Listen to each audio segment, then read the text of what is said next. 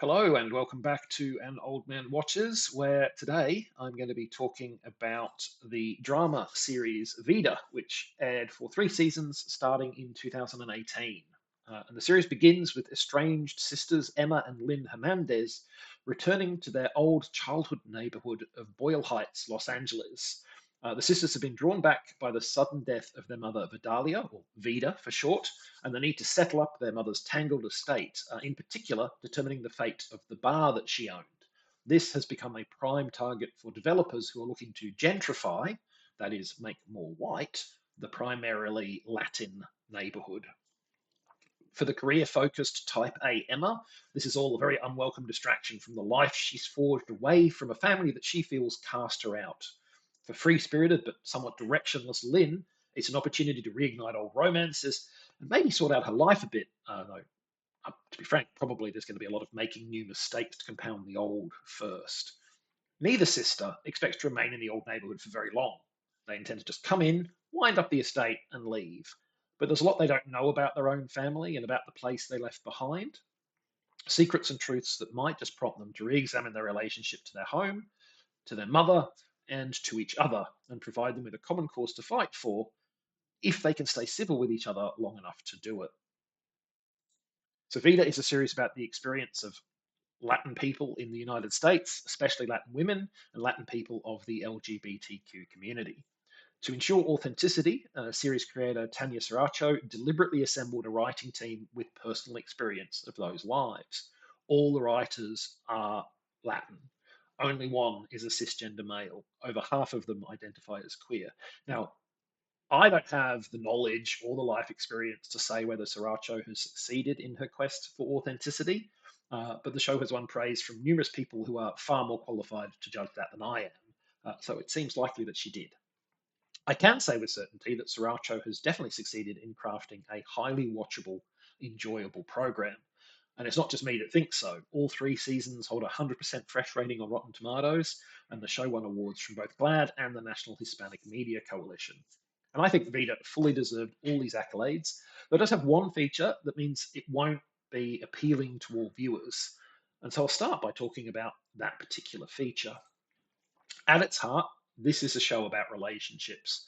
That includes familial relationships, sister to sister, mother to daughter, platonic friendships as well. But since everybody involved is a consenting adult, it also means romantic and sexual relationships. And all these different kinds of relationships can be messy or challenging, while also being capable of being rewarding and constructive. And Vida tackles those complexities frankly and openly. That frankness and openness definitely includes romantic and sexual relationships. Vida features a considerable amount of nudity and a high number of high impact sex scenes. Now, I want to be clear that these scenes didn't feel gratuitous or exploitative to me. It didn't feel like some other shows I could mention where there's a rush to get some boobs back on the screen. The scenes here always have a clear story purpose rather than simply existing to titillate. The scenes show how sexual intimacy can often be emotionally and physically messy, and they frequently show some aspect of the participants' personalities in them too. The first time we see Emma have sex, for instance, we learn a great deal about her, even though she never says a word. However, it doesn't matter how well executed they are, strong sex scenes and a lot of frank sexual conversation will not be to all tastes. Some people just don't want to deal with that, and that's if that's something that's going to put you off the show, you need to be aware that it's there. If it doesn't put you off, on the other hand, I recommend you seek Vida out because it's got a lot going for it. It explores what its characters believe and want, then engages with the thorny questions of how those beliefs compare with the truth and how those desires compare to what the characters actually need in order to feel fulfilled. How the characters process and address the gap between what they have, what they think they want and know, and what they actually need or must learn is a key part of the narrative of most of the characters' development. And that's a set of things that can very easily go badly wrong if mishandled. It could quickly become pompous and overblown, or twee and sentimental. Fortunately, Vida's writing team carefully navigate the gap between the Scylla and Charybdis of these two riffs, which probably puts them one step ahead of me for wedging in that mythical reference. The key thing is, all the writing here is very smartly executed. The Vida writing team have a clear view of the show's key elements and they keep focused on them. they're also smart enough to keep each element moving forward.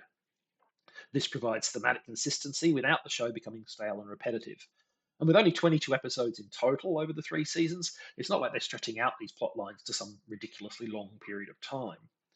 And then at the end of the third season, they also deliver a solid and satisfying conclusion. They smartly don't try to force every single subplot into a neat wrap up. Like, not every single character's life is tied up in a neat little package, but they do provide a clear resolution of the major conflicts that have anchored the program throughout its run. It's really, really strong work. And that excellence is also displayed by the on screen cast. Everyone on this show delivers strong performances, regardless of whether the role is big or small. But I think it's important to focus on the two biggest roles of all, those of Lynn and Emma. Melissa Barrera, who has gone on to headline the fifth and sixth Scream films, plays the callow and reckless Lynn, whose personal growth truly begins because her usual method of dealing with the consequences of poor choices, which is to run away from them, fail her for the simple reason that she now finds herself in a place she doesn't want to leave. Barrera does a great job of depicting Lynn's gradual realization of her own flaws and weaknesses and her not always entirely successful efforts to overcome them, both for her own sake and for that of her sister. Good as Barrera is as Lynn, though, it's Michelle Prada's performance as Emma that I think really anchors the show. Now, it's likely that in some part of this, that's simply due to the fact that Emma is the more dynamic, proactive sibling, at least at first. But Prada also, I feel, brings a raw authenticity to the role, convincingly being both fierce and vulnerable as the situation demands. In the final analysis, Vida is smart, bold, confronting TV that celebrates many of the people and voices that mainstream television tends to ignore or fetishize. I'd love to see more programs like this one, and I will definitely keep out an eye for any more shows coming from Tanya Saracho. Next time, it didn't take long for Hollywood's Poverty Row filmmakers to respond to the changed political landscape brought about by the Pearl Harbor attack. And the early 1942 offering Black Dragons is one example of this. But that is next time. Until then, thanks for watching. I hope you've enjoyed it. And if you've seen Vida, let me know what you thought of it.